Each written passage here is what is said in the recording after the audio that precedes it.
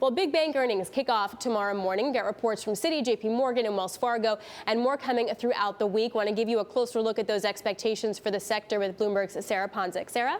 Earnings season is here, Alex. Roughly 25 companies in the S&P 500 will report earnings this week, many of them being the banks. And these reports do come at a pretty notable time. It was just last week that the S&P 500 financial sector finally took out that 2007 high from all the way back in 2007. But you have to remember, when you think about the financials, it's not just the banks, it's also insurance companies. It's also so-called diversified financials. So if you only zero in on the banks, as you can see here, the banks are still relatively languishing. So your blue line, that's the KBW Bank Index. It has 24 members within the index.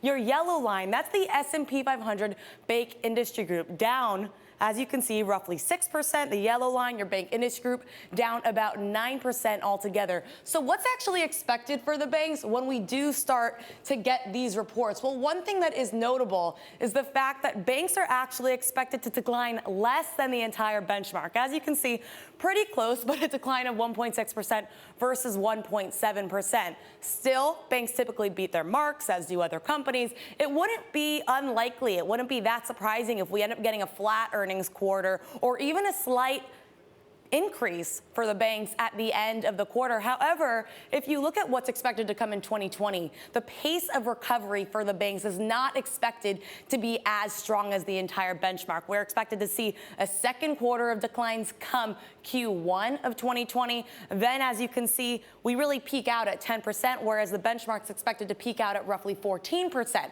And talking about timing also is critical because many people are now talking about a rotation from growth to value, financials being a part of that.